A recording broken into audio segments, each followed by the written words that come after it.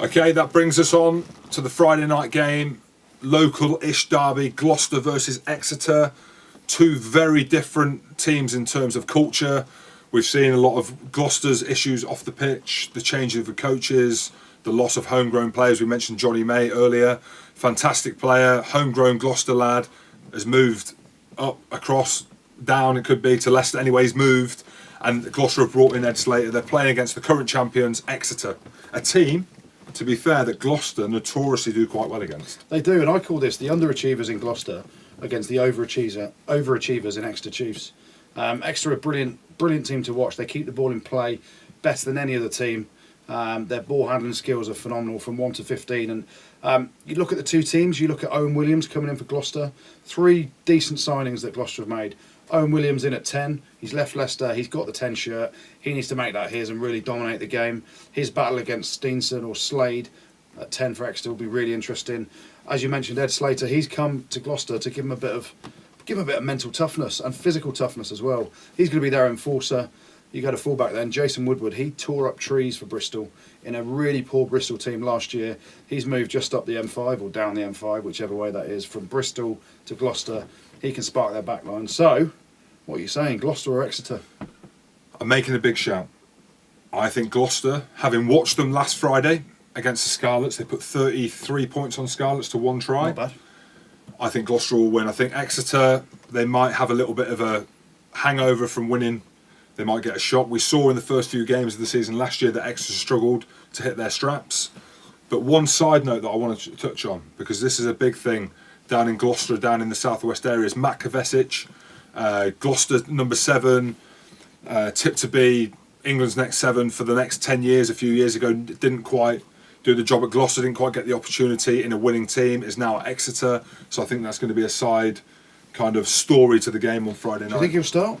Do you think that Rob Baxter will start him first game going back against his old club? I know Matt Kovacic very well from when I played with him at Worcester Warriors, and he's a sort of character that will get tied up in that emotional state of the game and will try and do everything in his power to make himself look good, to prove a point to the Gloucester faithful. Because I've got no doubt those Gloucester fans are going to absolutely hammer him when he gets on the field. They'll be giving him catcalls the lot. Yeah. He's a brilliant player. He didn't really find his feet at Gloucester too well.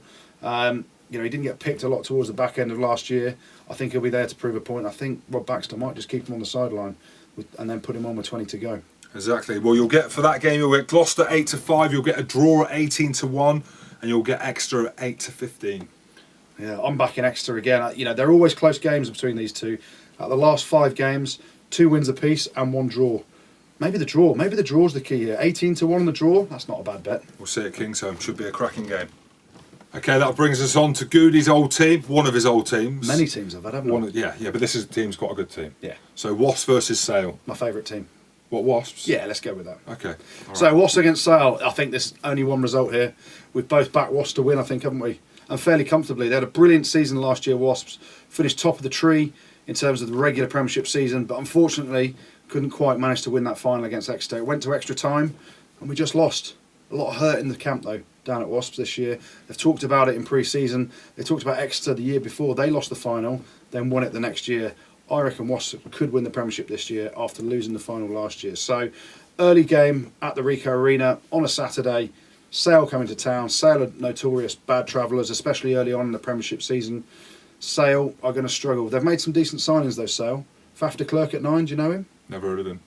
Oh, Van der Klerk. No, Faf de Klerk. I've heard of Klerk. Faf de Klerk at 9. Lovely, long, blonde, flowing locks. Robbie Savage-esque. Similar to you then. Very good, yeah. He's at 9. I think he's a really exciting player.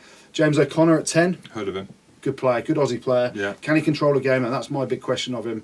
I think Sale are going to struggle, but they have got some beef up front. Some good Scottish beef as well. Yes, they have. Your mate.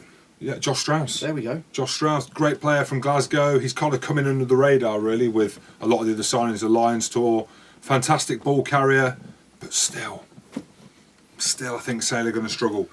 So, some value bets for you. Wasps, half-time on the handicap, 6.5 points against is 14-15. That's a decent bet, that. I think Wasps will be ahead by more than 7 at half-time, so get on that one. Also, final score, Wasps to win 11-2 on. 11-2 on. So you're not going to make masses of money. I expect Wasps to win. Big favourites there. The draw, 25-2, and Sale to win 4-1. I wouldn't even worry about that bet. No, I wouldn't even think about that.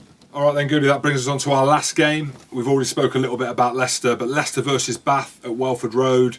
Leicester look a completely different team this year. New coach in Matty O'Connor. We've got Manu Tuolangi back, half-decent player. Matt Tamua, Johnny May on the wing, George Ford at 10. They just look a completely different team this year. And it's the old rivalry, isn't it? Leicester against Bath, the old rivalry from the 80s, the 90s. Two of the top clubs back then. Bath have fallen by the wayside a little bit, and so have Leicester. Leicester haven't won the Premiership for maybe 5 years now. Exactly, and they demand trophies down there, don't they? That club do. That's why they spent the money, the big bucks on George Ford. Tamua's back, Tuolangi's fit. I think that back line is going to be scintillating. And, you go back to this game last year, Leicester won comfortably at home, 34-14 against a Bath side, who have improved a lot under Todd Blackadder. They've signed Sam Underhill. Can't wait to see him play, actually. He's come over the bridge from the Ospreys, back from Wales. He's English qualified.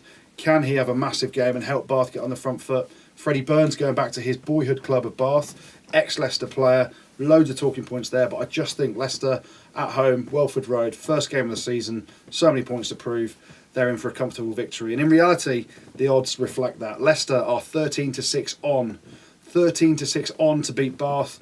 The draw is 18-1. And Bath to win is 9-5. Get on Leicester.